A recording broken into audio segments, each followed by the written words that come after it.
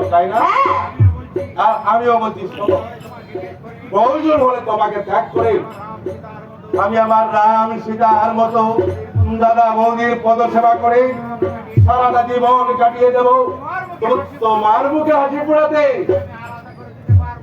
ওদেরকে আমি আলাদা করে দিতে পারবো না। হ্যাঁ, উপায় নেই নীলিমা, উপায় নেই। আমার দাদা বৌদি মা বাবার স্নেহ ভালোবাসা দিয়ে আমাকে ছোট থেকে বড় করে তুলেছে, আর তুমি আর তোমার মন্ত্রী বশীভূত করে আমাকে বড় থেকে ছোট করে দিতে চাইছো। তোমাদের উত্তম উত্তম হয়ে বেঁচে থাকতে চায় দাদা এই হিংস্র দানবের কথায় দেব দেবীকে নির্বাচনে পাঠিয়ে কদমের পরিচয় সে দিতে চায় না দাদা, সে পরিচয়